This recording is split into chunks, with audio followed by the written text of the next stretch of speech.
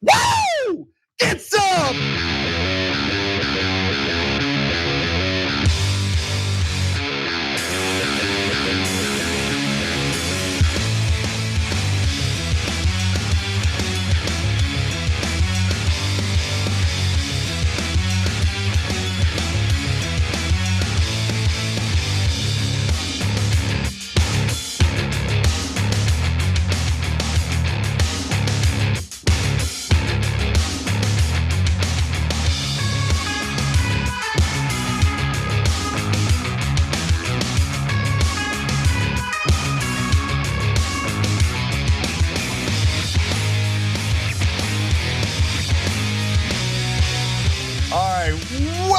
Turks, Jake, Uygur, and Kasparian on a lovely, fascinating Monday evening. It's an okay evening. It's an okay evening, everybody. It's cloudy here in LA. It's been freaking cloudy all spring long. I'm sick of it. Okay, I'm sick of it. All right, all this freaking overcast. Oh, it's gonna burn off, except it never does. Like, what is this? Seattle? Portland? It's supposed to be LA. We didn't sign up for Seattle. We didn't. Sorry. Not that there's anything wrong with Seattle. All right, anyways, you guys get it. All right, guys, it's gonna be an interesting show. And so, you know what, without further ado, let's just hit them. We're gonna start off with some foreign policy, starting with this. President Biden has informed the G7 allies here that the United States has agreed to allow Ukrainian pilots to begin training to fly American-made F-16 fighter jets. This move represents a major reversal for Biden and a wish fulfilled for Ukrainian President Vladimir Zelensky, who has pleaded for F-16s for months. Oh goody, an escalation of war. Now, in this case, as you heard in that report, the Biden administration will now allow our European allies to transfer American-made F-16s to Ukraine, something that was considered a red line by the Biden administration previously, especially when we're dealing with another nuclear power, Russia. And of course, Vladimir Putin has responded to this by threatening nuclear war with the United States, which is unsurprising. It's not the first time he's done it, but maybe sending over offensive weaponry to Ukraine, not the best idea. And there is no end in sight for this war. In fact, the idea of sending F-16s to Ukraine makes it abundantly clear that the United States and its allies intend to continue engaging in this war for at least 18 months, possibly more, because there's some training necessary in order to ensure that members of Ukraine's military are able to operate F-16s. We'll get to all those details in just a moment. Now, Ukrainian President Vladimir Zelensky has been asking for F-16 since the beginning of this war, and the United States, under Biden's leadership, had refused to do so. They saw it as an escalation of war. The next video has some more details on this. The F-16, the backbone of the US air fleet, can travel twice the speed of sound, drop bombs on ground targets, and fire air-to-air missiles. Ukraine believes these planes provide a distinct advantage in the skies, enabling them to shoot down incoming cruise missiles and fighter jets, fending off Russia's punishing air assaults. But up till now, providing F-16s has been a red line for President Biden, reluctant to provoke an unpredictable escalation from Russia. Still, in a February interview with David, Biden did leave the door open just a crack. We know President Zelensky continues to say what he really needs are F-16s. Will you send F-16s? Look, we're sending him what our seasoned military thinks he needs now. You don't think he needs F-16s now? No, he doesn't need F-16s now. That was what he said in February, but clearly he has now changed his tune. Now, for the moment being, there's no indication that the United States is going to transfer its F-16s to Ukraine. It's just that our allies will be doing so. But let's keep it real. Eventually, the United States will be doing so as well, because it's an opportunity for, we know what it's an opportunity for. Send them more weapons. That creates a need for the United States to replenish its weaponry. And that means more money for the defense contractors who are absolutely salivating over this war that is now quickly becoming an endless war. And I'll explain more of that in just a moment. But Cenk, I wanted to give you an opportunity to jump in. Yeah, so guys, the administration is partly worried about it because it's an escalation I would say that's the minority concern. They're not really talking about the majority concern, which they mentioned in some articles, but they mentioned it in passing as if it's the smaller concern. I don't think so at all, for reasons I'll explain here. The larger concern is they don't want the technology to fall into the wrong hands, mainly the Russian hands. Because it's one thing for the Ukrainians to have an F-16, it's another thing for an F-16 to get shot down in area controlled by Russia, where they could then just take the F-16 and reverse engineer it, right? And so now you might think, well, okay, that's a real national security issue for us because the F-16s are excellent and it's a rare thing we do right in the US military in terms of technology. And so that could be a national security problem for us. Yeah, maybe that's a little bit of a concern too. But the larger concern is the people that sell the F-16 don't want anyone else to be able to produce cheaper F-16s without going through them. i.e. the defense contractors. You know what? That is the most important part of the story, guys. Yeah. I mean, God forbid that these defense contractors, these military these military grade weaponry manufacturers have some competition. I mean, that's the real war we should be concerned about, Uygur. Exactly, but isn't it interesting that the media doesn't mention that? No, it's not interesting. It's the most expected part of the story imaginable. Yeah. Oh, by the way, we went through the same thing with the M1 Abrams tank earlier in this war. And so the defense contractors are super nervous about their beloved technology, which they have now taking billions, if not trillions of dollars off the hands of US taxpayers and taxpayers in Northern Europe, et cetera. That technology falling into hands that would allow them to not have a monopoly on those weapons, okay? And so that's the iceberg of this story that no one else is talking about. By the way, also true of the so-called Pentagon accounting error that you might have heard about. We're gonna talk about that later in the show. Now, John Kirby, who's a spokesperson for the White House, sat down for an interview about this new decision to allow for F-16s to be sent to Ukraine. And the big question is, doesn't the Biden administration see this as an escalation of war? Why the 180 on this topic? Well, he claims no, not at all. Let's watch. Just a short time ago, the Kremlin responded, calling this a, quote, colossal risk. President Biden's concern from the very beginning with providing F-16s was that it could potentially escalate this war. What assurances does the US have from Ukraine that they won't use these F-16s to fire into Russia that could widen this war? I will tell you, Peter, we have had multiple conversations with the Ukrainians about the risk of escalation here. Nobody wants to see World War III. And we have made it clear that we're not going to encourage or enable Ukraine to strike inside Russian territory. Now, the Ukrainians have been very honest with us and very forthcoming and quite frankly, very responsible when it comes to the kind of support we're giving them, not using that to go inside Russia. Cool, I'm sure Ukraine would never do any type of offensive attack or would never even consider attacking Russia. Yeah. Except here's a story that broke today. Ukrainian official confirms group of Ukraine-allied Russians crossed into Russian territory and attacked town. Let me give you some more context, but before I do, Cenk, seems like you have some thoughts on this. I do. Listen, guys, the Ukrainians are not going to want to violate an agreement with America because America could cut off further weapons, et cetera, that they need. So would they attack the Russians right away? No, unlikely with the F-16s. But it depends on how desperate they get. So let's say they think that we're not going to send them any more aid, which is a possibility at some point. They think, well, we already have the F-16s, and understand why they might want to use them inside Russia, because Russia is firing missiles at Ukraine from inside Russia. And the only way to stop those is to bomb them inside Russia. So it only depends on how desperate the Ukrainians are. Once they have them, they have them. So can we just at least be blunt about how this is an escalation of war?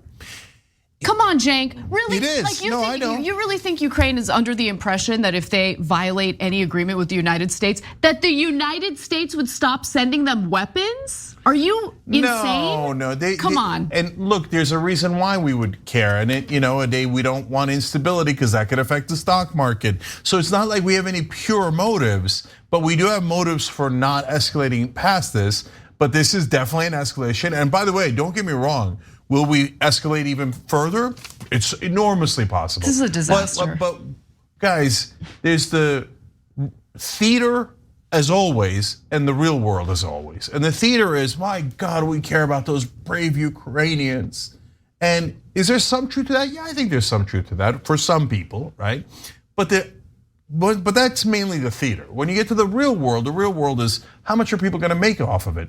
And so it's not just the defense contractors, it's also the oil and gas industry. And we cut off the Russians' gas supply into Europe. Now we're replacing their supply. So, and then there's the banks who gambled on the gas, and there's the banks who gamble on the defense contractors. So there's a world like probably hundreds of billions of dollars here, not probably, definitely, on the line for all those different industries. And they're constantly sending lobbyists to talk to politicians, including the White House, lobby, to make themselves more money. They don't care about our interests, the Ukrainian interests, etc. And that is what's driving a lot of these decisions, while the press puts on a play about humanitarian this, America's worried about escalation that, when in reality, most of the decision makers are worried about how much money everybody's gonna make.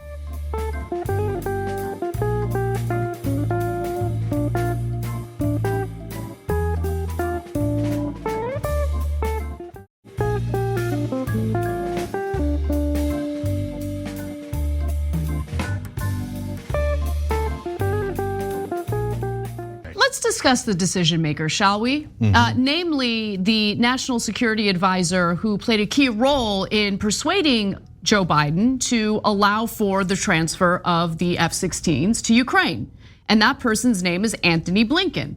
Now, what was Antony Blinken up to after he was advising the Obama administration on foreign policy in Afghanistan? The same foreign policy that extended and expanded upon Bush-era trash foreign policy. What did he do after that, right? That little space in time where it was between Obama and now the Biden administration. Humanitarian work is my guess, top guess. No. Working with the homeless. No interest in that. In fact, he was part of a consulting group specifically having to do with getting defense contractors in the same room as government officials. No, really? Shocking. In essence, lobbying for defense contractors between government jobs at State Department? Huh? Well, golly gee, I bet this is giant news to the people in Washington, and the reporters are gonna clamor to cover this obvious conflict of interest. So as Washington Post reported, let's go to graphic 5 here. Blinken played a similar role when NATO was at an impasse over whether to provide modern tanks to Ukraine. At the time, Germany was hesitant to approve the transfer of Leopard 2 tanks. Leopard 2 tanks, a roadblock that was overcome when Blinken pushed the White House to approve the transfer of M1 Abrams tanks over Pentagon reluctance. Now, prior to Blinken serving as Secretary of State for Biden's administration, Blinken ran a defense-related consulting firm known as West Exec. In fact, when Biden tapped him to be part of his administration, I remember researching this and writing a piece on this because I thought that there was some conflicts of interest here. And surely with the development of this war in Ukraine, the conflicts of interest are pretty brazen and pretty obvious. So West Exec did not respond when asked for a list of its clients, but according to people familiar with the arrangement, they include Shield AI, a San Diego-based company that makes surveillance drones, and signed a contract worth as much as $7.2 million with the Air Force to deliver artificial intelligence tools to help drones operate in combat missions. Blinken and Michelle Flournoy, another person who is close with Biden, have served as advisors to Pine Island Capital, which raised $218 million for a new fund to finance investments in military and aerospace companies, among other targets. So Blinken has a history of working on behalf of defense contractors and getting them sweet deals with the federal government. And that's exactly what I see here. I see this as an opportunity to make money for these defense contractors. It's pretty disgusting because I don't trust, do we really trust the Pentagon when they can't even pass a single financial audit? They haven't passed one. Do we really have trust and faith in them in regard to where the military weaponry is ending up? Do they have a full accounting of it? No, of course not. Don't be ridiculous. Okay. And so all of this is to enrich those folks. But guys, at the same time, the Ukrainians should get our help. And the Russians definitely invaded them, and they were definitely wrong, and it is definitely an imperial exercise. And so we're stuck in the middle ground here, where we want to help. Good people like us want to help the Ukrainians. Okay, then push the peace talks without getting robbed in the process. Yeah, peace talks. Okay, we don't actually. The United States government isn't actually interested in ending the war. Let's be 100% honest about that. Well, that's definitely true, because they're not encouraging peace talks, because that is not in the Ukrainian interest, if you ask me. And the reason is that the US has a separate interest, is because the longer the war goes, the more Russia is depleted. And from our national security interest, the people in charge want Russia as depleted as possible. It's a proxy war. So since it's a proxy war, and we're not the ones that are directly involved, Russia is. They're the ones that are getting weaker and weaker and weaker as their military gets depleted and run into the ground. And even if they quote unquote win and get parts of Ukraine, still their military will have been devastated. Their pipelines will have been shut down. Or the sanctions will blown up. Or blown up, and that literally happened. And it's probably one of our allies, if not us directly. And so we will take advantage of all of the things that happen because of the war. And so but that puts good people in the same basket as people who have no interest in humanitarian issues and are just trying to make a buck off this. And it's an uncomfortable basket to be in. And keep in mind that this is solidifying the alliance between Russia and China. So while this is a proxy war, and the thinking among the State Department is that this is weakening Russia, it is also strengthening its relationship with China. I should also note that China happens to be one of the countries that is pushing for peace talks, but the United States, because of its interest in wanting to weaken Russia, is really unwilling to push for that. The other thing I wanted to mention is that the United States intends to continue this war for at least 18 months, if not longer. If you don't believe me, take a look at this final video. President Zelensky has been begging for them for more than a year. President Biden has resisted until this point. So what changed? Nothing changed. I mean, we have been evolving our support for Ukraine as the war has evolved. And when we're talking about fighter aircraft, that's really not designed to help us in the immediate future here with the counteroffensive. The training alone, John, could take 18 months, the defense secretary. Well, that's an initial estimate. As the war has evolved, we've also started to have conversations with the Ukrainians about long-term defense needs, because when this war is over, whenever that is and under what conditions, they're still going to have a long border with Russia. They're still going to need significant defense support. So at least 18 months just to train the soldiers in Ukraine how to use the F-16s, at least 18 months.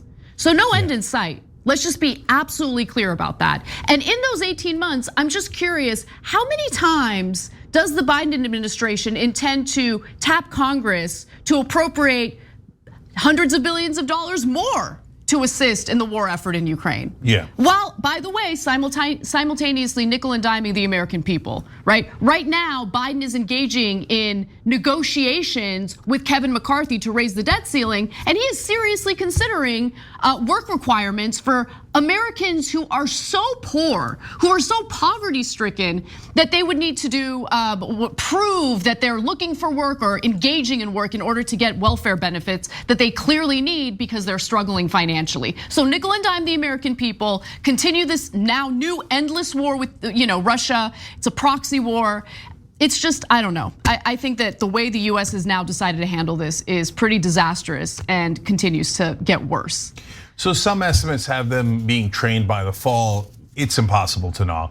But the bottom line is Ukraine is doing a spring and summer offensive. They will definitely not, the F-16s will definitely not be ready by that offensive. But I also want to temper your expectations there, because I see a ton of BS in the mainstream media. Honestly, nothing but BS in that regard. Why? If you are new to politics and news and you didn't follow what happened during the Iraq War, Afghanistan, etc., you might not know that whenever the New York Times starts writing about a new offensive and around the corner after that, we're gonna win the conflict, that is untrue 100% of the time. I heard that same story in Iraq, I don't know, 80 times. Oh, a new offensive, and then we're gonna end the insurgency right after that. It never ends. It just goes on and on and on forever, for decade after decade. And every time the Pentagon says, us or our allies are doing a surge and we're gonna win right after the surge. It is literally never, ever true, okay? So don't buy that load of crap. And then the last point is, so as you saw him there, well, even after the war, we're gonna have to keep sending them weapons. In other words, we found a nice little piggy bank here. And we're gonna turn this into, one way of looking at it is Israel, where we're just gonna give them billions of dollars in defense spending paid for by the American taxpayer. Great. And going straight to defense contractors who one day will probably hire me for millions of dollars. Oh, that's the part of the sentence he didn't complete, but is also definitely true. Which is great, because the US economy is dealing with a surplus right now. Just a wonderful surplus, and we have unlimited resources to spend on forever wars. Great. Anyway, we're gonna talk about a cute little accounting error that the Pentagon has admitted to when we come back from the break.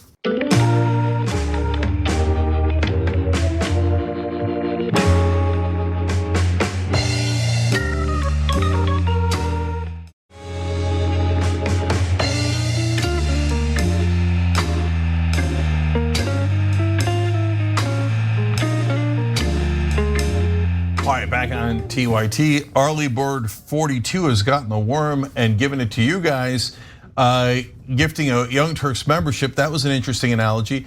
We appreciate members looking out for one another, and you could join through the join button. You could also upgrade through the join button below the video if you're watching on YouTube, and everybody else, of course, tyt.com/join. You know it, Casper. Well, the Pentagon is fessing up to an accounting error, which shouldn't be surprising considering they can't even pass a single audit. But with that said, let's give you the details on that story. There was this very bizarre admission from the Pentagon this week of an accounting error that suggested that the US has at least $3 billion that it didn't know it had that it can use for Ukraine aid. That's a hell of an accounting error, and it provides a lot of fodder to critics of US aid to Ukraine and critics who say there's not enough oversight going on. Jake Tapper grilled National Security Advisor Jake Sullivan about the Pentagon's recent claims that an accounting error has freed up at least $3 billion worth of weaponry that could be sent to Ukraine in its war with Russia. Now, let's hear how the so-called error allegedly happened in the first place. Are you concerned about this accounting error? Well, one thing I just want to make clear, that is not money that went out the door and disappeared. That is not a waste of that $3 billion. It is simply a tally of how much military equipment we have given them. And the way that the Pentagon was counting it was, what's the replacement cost for the equipment we provide rather than just the actual cost of that equipment. Once you make that adjustment, it turns out we have an additional $3 billion that we can spend to provide even more weapons to Ukraine. And at the end of the day, not one penny of US dollars will have gone missing or have been misallocated. It will all be provided in the form of equipment to Ukraine on the battlefield. The Pentagon can't account for a ton of money that they've been given by Congress. We'll get to that in just a moment. But to give you an example of what he's referring to in the way things were calculated and why this accounting error happened in the first place, the Wall Street Journal wrote that, for example, the Pentagon overstated the cost of replacing the M777 howitzers it provided to Ukraine by looking at the price tag on the HIMARS mobile missile launcher system, a far more advanced system slated to succeed the older artillery pieces in the US arsenal. Overall, that cost difference resulted in an overcounting of $75 million, a Pentagon official said. Yeah. So let me tell you why this is a disaster for the US taxpayers and why it's not at all an accounting error. It's a decision they're making so that they will quadruple the profits of the defense contractors. So how? Very clear, okay? So let me explain it this way. And let's use hypothetical numbers. We know that the 3 billion is the number they're talking about. But I'm gonna give hypothetical numbers for the rest. So originally, in this hypothetical, the Pentagon says, okay, we're gonna give $6 billion to Ukraine. What is it paid for, okay? So let's say in this hypothetical that it pays for 100 howitzers. That's not the actual price, obviously, okay? Well, now when they go, oh wait, we were pricing them at what we would need to pay to get those 100 howitzers, but what we really should do is price them at the howitzers' current value, because we're not giving them the new howitzers, we're giving them the old ones that we had in stock. And those are not worth $6 billion, they're worth only $3 billion. Boom, we saved $3 billion. So now, instead of giving them 100 howitzers, we can give them 200 howitzers. But wait, that is not the replacement price. We're gonna have to pay the replacement price because we're going to replace them for our stock. Now, when you go to replace them, not only are they $6 billion, the actual original price that they calculated, but now we've given twice as many to the Ukrainians. So now they're gonna have to charge us $12 billion. So it's because we're gonna be buying, in that hypothetical, 200 howitzers at the new price, not the old price, okay? So that means the defense contractors are not gonna get $3 billion, they're gonna get $12 billion. Oh, thank God. Okay, so that's why they, oh golly gee, we noticed an accounting error that would quadruple our profits. I mean the defense contractor profits. I mean, we don't care about that. We're just doing this for the Ukrainians. So that's how this game is played. It's also worth noting, just to respond to some of what Sullivan said in that video, that the Pentagon doesn't seem to have the ability to account for much of their funding. In fact, they can't pass a single audit. Literally, they have failed every single audit that has been done. So the Pentagon, which has an annual budget of about $860 billion, has long been plagued by accounting errors that has never had a clean department-wide audit, most recently failing an external study by multiple firms last year. Mike McCord, who serves as the Pentagon's comptroller, I mean, this admission was so incredible, right? Because he wanted to downplay it. He's the comptroller for the Pentagon, and he's like, it's not really that big of a deal. Okay, guys, let's just all relax. He says, quote, I would not say that we've flunked. We have very big numbers here at the Department of Defense, so we can have numbers that may look big that are still quite accurate. Yeah, that doesn't mean anything. What? Okay, that means, yes, we did flunk, but we flunked at such a spectacularly large number that you shouldn't worry about it because it's buried in an even larger number. It's like waste within waste. It's like one of those Russian dolls of waste. So since that overall number is so gigantic, don't worry about it. It's the world's worst explanation. Like they're not even trying. No, not, I mean, it's laughable because we have no say. So we can insult the American people with a statement like that, and what power do we have? Yeah. What say do we have, especially when it comes to foreign policy? Yeah, so everything is about concerted media battles, being honest with you guys. So if you're a progressive, what you should do with that, and Ro Khanna and Bernie Sanders, they chip away at it and they talk about defense when they talk about the debt ceiling things. They never win, right? But how would you even have a fighter's chance of winning? Well, what you would do is you would figure out, okay, how much did the audit say we're missing? So it's gonna be a giant number, 100 billion, 200 billion, but let's take a simple 100 billion, okay, out of the 860. Say, hey, listen, it looks like you guys are wasting $100 billion because you can't even account for it. I mean, that's just beyond outrageous. It's by definition waste if you don't know where it went, right? So we're gonna cut the defense by $100 billion until you can tell us where it's going, okay? And so because we don't, it's one thing to spend it on weapons, it's another thing to just throw it in the garbage, okay? Now they can do a concerted effort on that and just pound away at Republicans. They're throwing $100 billion in the waste, they're ruining the deficit, they're ruining the debt, they're ruining the economy. Where's the $100 billion? You coordinated, you all go on TV at different times, etc. But there's no one planning anything on the progressive side. So they're not gonna do that. The corporate Democrats, which is like 80-90% of the party, agree with the Republicans. They all have the same lobbyists from defense contractors. So they're just gonna laugh at us. They're all gonna laugh at us as they waste hundreds of billions of dollars and go, yeah, I don't know where it went.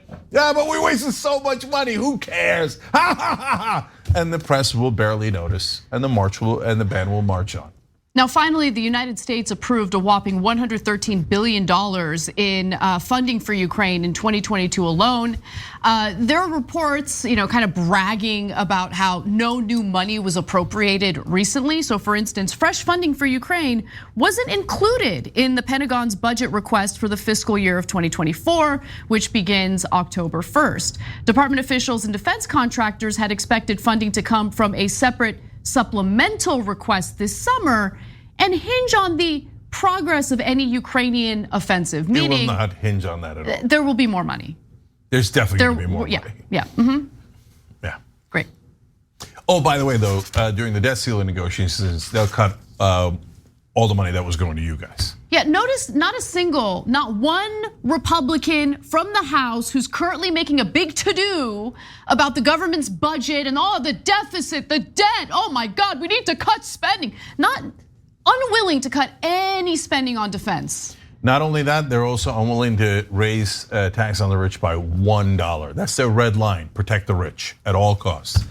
And yet, what do you see all over mainstream media? Theater about how the Democrats and Republicans, golly gee, they all care so much about the debt and the deficit, except they only want to take it from you and never from the powerful and from the lobbyists.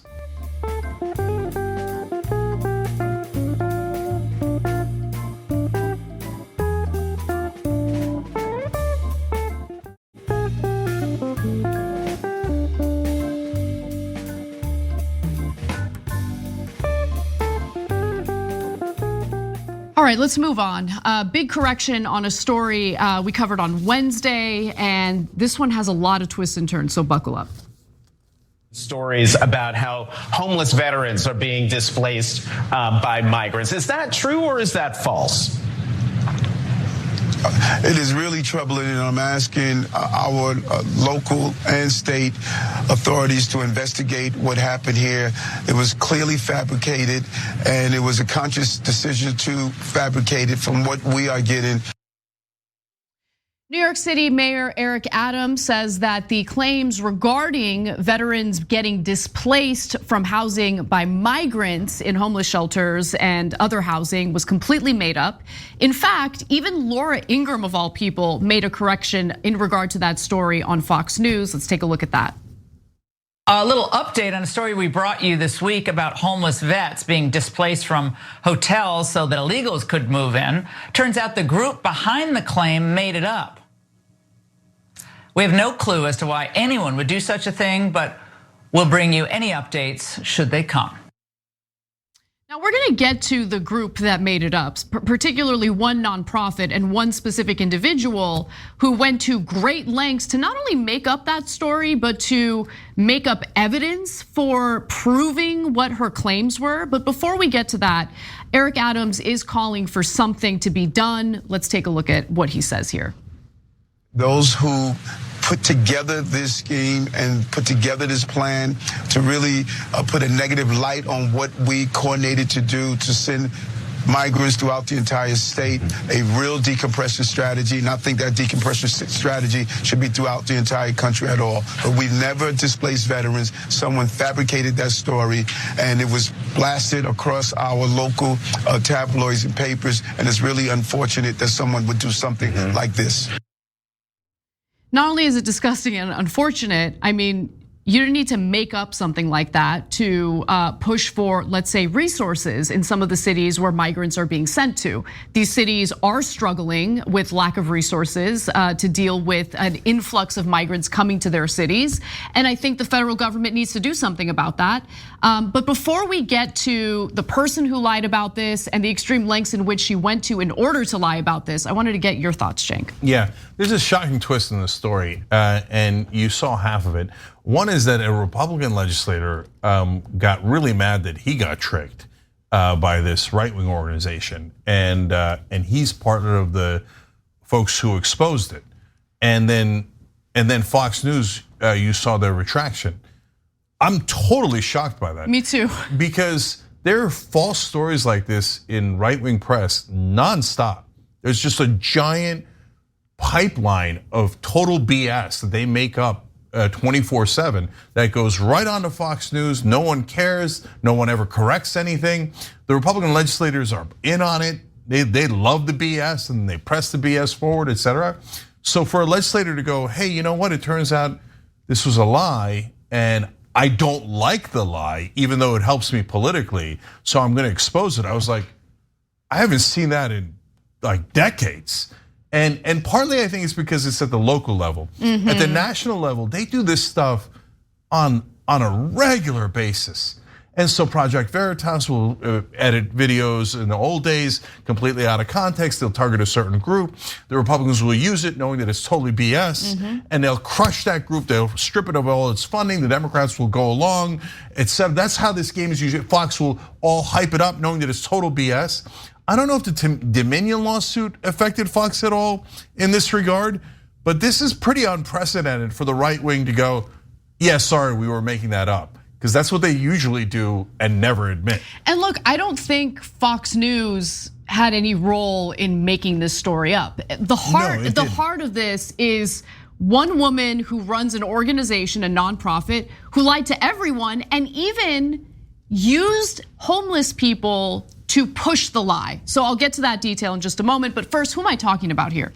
Well, it's Sharon Tony Finch, the CEO of the nonprofit Yerrick Israel Tony Foundation, said that homeless veterans under its care had been kicked out of upstate hotels to make room for migrants bust from New York City.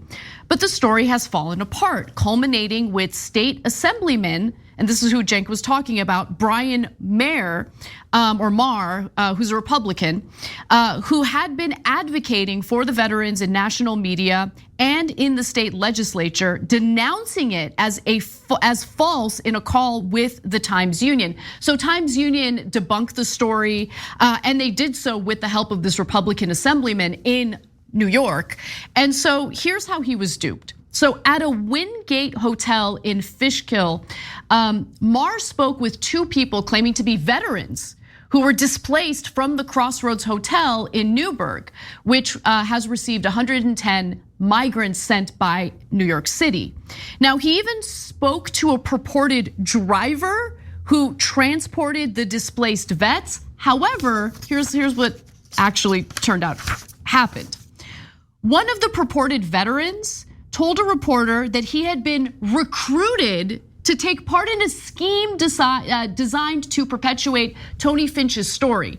3 men currently staying at a homeless shelter said they were among a group of 15 people recruited to portray homeless veterans displaced from upstate hotels by incoming migrants. So Maher started to get a little suspicious about this story.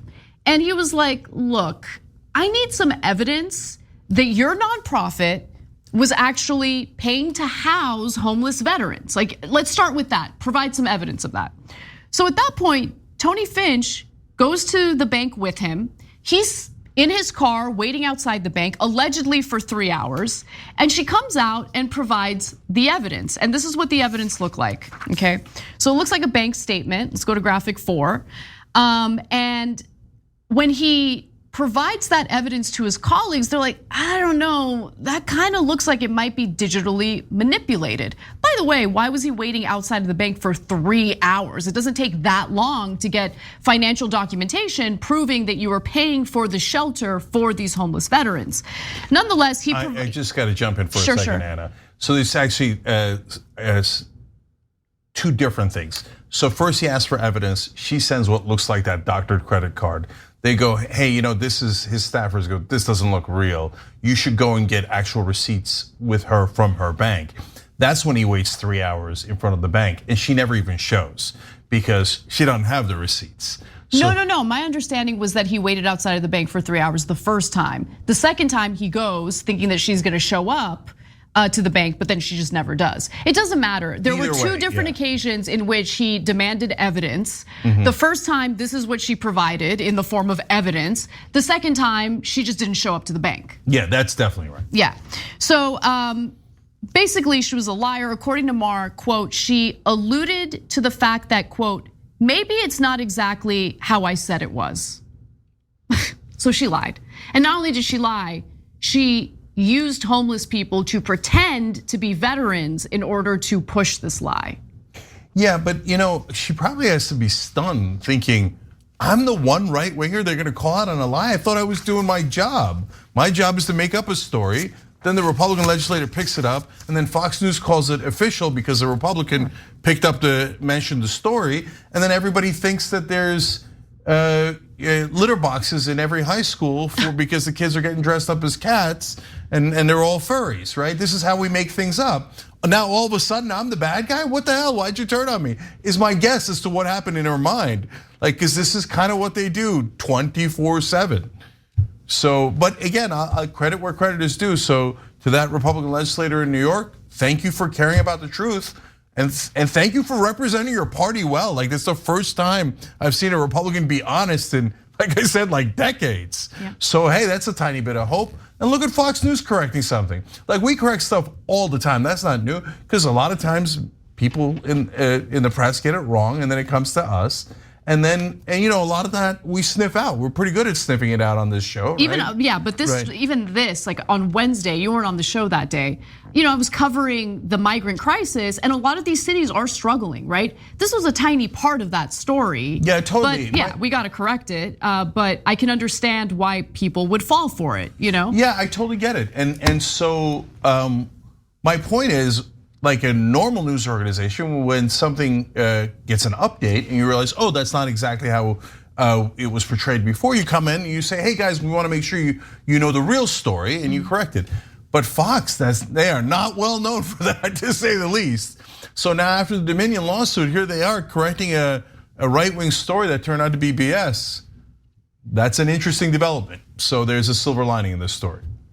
All right, it's graduation season, which means we've got some fun culmination speeches to get to, including one featuring the CEO of Warner Brothers Discovery. Come right back, we'll share that and more.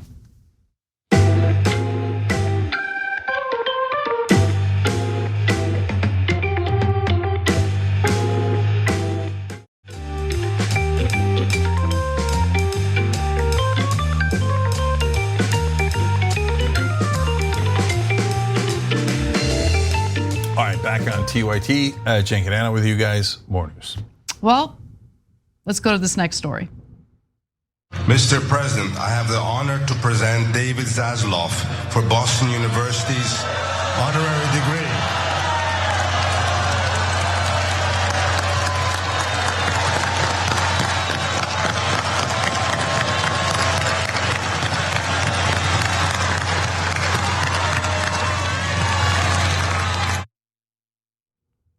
The Warner Brothers Discovery CEO, David Zaslav, was the commencement speaker at Boston University. And when he took the stage, as you can see in that video, some people not too happy about it. And it has a lot to do with the ongoing writer's strike, which has been ongoing for the last 3 weeks.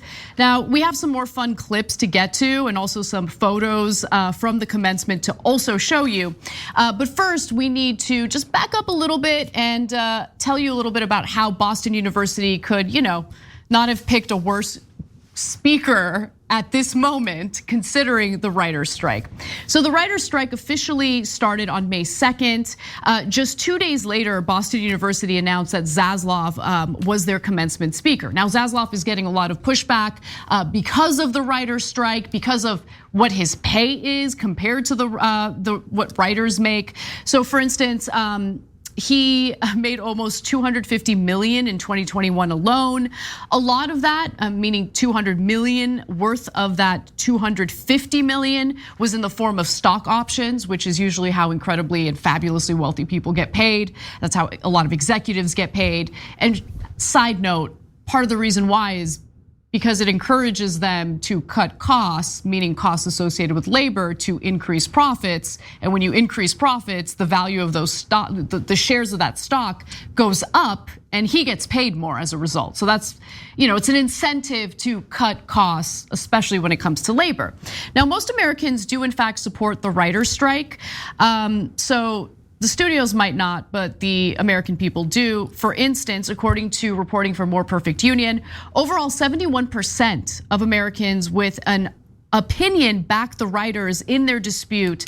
The survey indicated that the dispute has high visibility with the public, with more than 80% of Americans polled saying they had an opinion on the ongoing strike. The poll found overwhelming support for the strike that cuts across racial, gender, age, and even political lines. Even 63% of Trump voters with an opinion on the strike do in fact back the writers' efforts, while 37% of those same Trump voters back the studios instead. And that's of course represented by the Alliance of Motion Pictures and Television Producers. Okay, so that's a little bit of background. By the way, guys, don't be surprised that Trump supporters would be in favor of labor-related efforts. A lot of them are workers themselves. We need to stop pretending as if we don't share anything in common. But that's a side note. Now, before I get to some of the fun videos and pictures from the response to Zaslav, what do you think, Jake? Yeah, so look, your company does well, you get rewarded in stock options, etc. I don't have that much of a problem with it. The question is, how'd you get there? And so if you're doing it by just cutting employees when you don't need to, that's a different question. And in this case, they're in the middle of a strike, and the workers are asking for 429 million more per year, and that's a small slice of the profits, right? And in the media industry, there is tremendous profit, generally speaking, and the industry has counter-offered 86 million. The reason I'm giving you those numbers is because remember, and by the way, I have a different number than you do on Zaslav's salary from the last 2 years, and it's probably because of differences in the stock prices, etc. And so in my source, it's at 286 million over the last 2 years. So let's be fair to the guy and say, and divide that by 2 and say he's averaged over 140 million in those 2 years. That's already more than what they're offering the writers. Just one CEO out of the entire industry. If they just took his salary and gave it to the writers, they'd already be nearly doubling what they're offering the writers today. To give you a sense of context for when they say, oh, we just don't have the money for it. Okay, just to give you a sense of what kind of person Zaslav is, I didn't know about this. He apparently just scrapped a movie that was already completed, totally finished, the Batgirl movie. Yeah. He scrapped it for a tax deduction, a write-off. Did you know that? Yeah, I did know that. So look, guys, there's a larger story of why they're doing all this cost cutting in the first place, and that's a super interesting story. So, but I want to get to that after we show you what they did to this guy. And I love what he was talking about when they started booing him, and I want to talk about that too. So let's go to the videos, then I'll give you the whole story. All right, so there were 2 instances in which they started booing him, like very aggressively, and one of the times had to do with his statements about, he's like complaining about how difficult his life was as a lawyer. Let's watch. You've got to figure out what you're good at and what you love doing. I graduated from law school right here at BU, and I got what I thought was everything I wanted. I got a job at a big prestigious firm in New York, an apartment in New York, and I was making good money. I was feeling really great.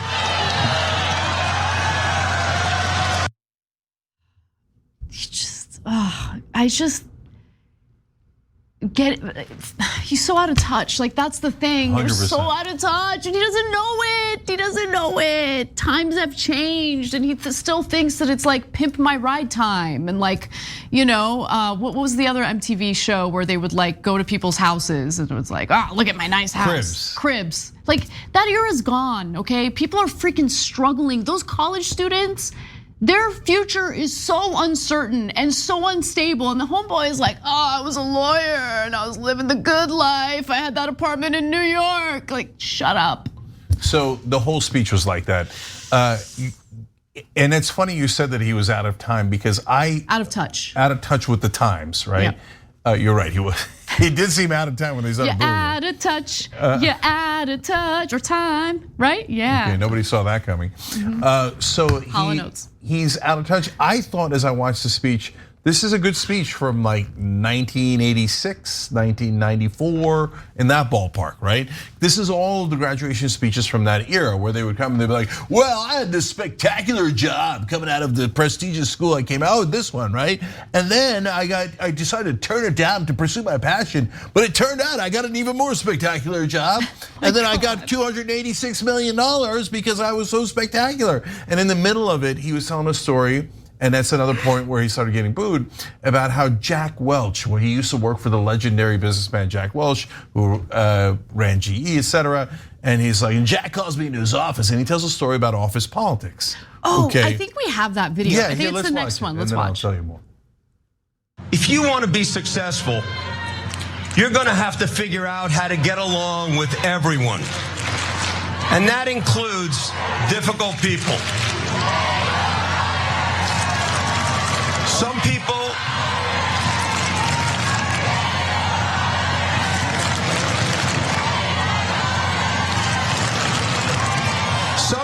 will be looking for a fight.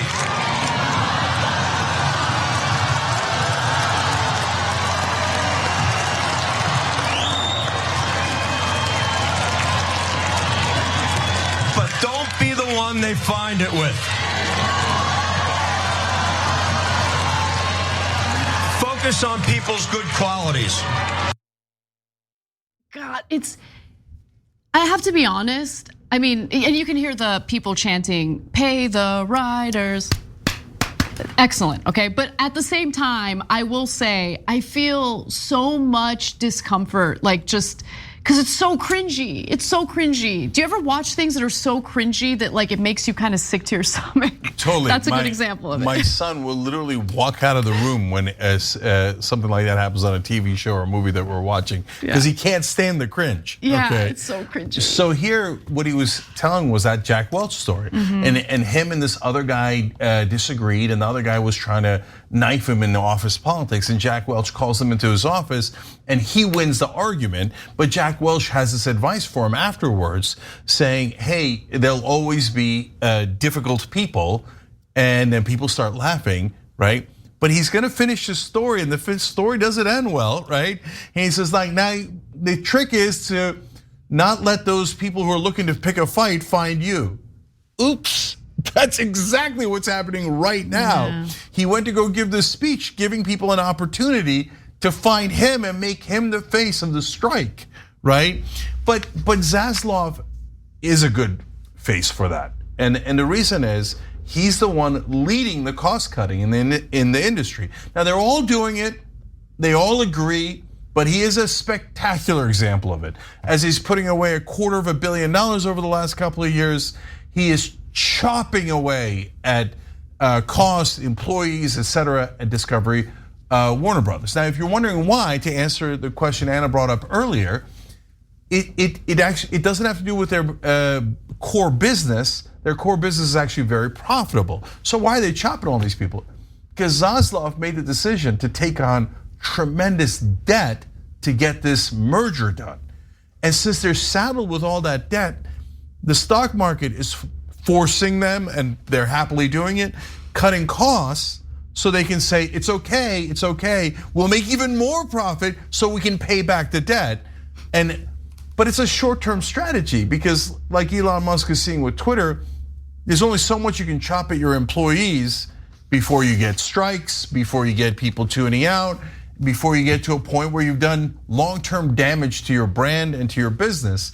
But hey, he's got to make those quarterly earnings every quarter, and that's what his bonus is based on. So he's looking for a big fat bonus this year too after those cuts. And if it destroys Warner Brothers Discovery in the long run, who cares? He won't be there for it. I think that's a good place to end it. I feel even more sick now. But yeah, it's a great point. I mean, and it really does pour cold water on the myth that as long as you do everything right, as long as you work hard and you're earning the company you're working for a lot of money, you're gonna be safe, your job's gonna be safe. But in this case, because of the merger, it didn't matter. No, I know for a fact people within the company, in portions of the company that are very, very profitable, that are getting cut anyway because they gotta pay down the debt. And that's just the stone cold fact of finance. So the original sin was taking on that debt to do the merger in the first place. But that's a sin for the shareholders, that's a problem for the company, but it's not a problem for the executives, because the bigger their revenue is, the bigger their stock price is, and the more they get paid. So they have an incentive to build these giant untenable companies and do tremendous damage to them in the short term while they reap the profits, the executives do. And then if the company runs into problems later, like, by the way, almost all the retail stores, Sears, Kmart, Toys R Us, this happened to all of them. They suck all the money out and they go, oh, I guess the company's failing now, and they kill it. All right, when we come back from the break, E. Jean Carroll is coming for Trump again.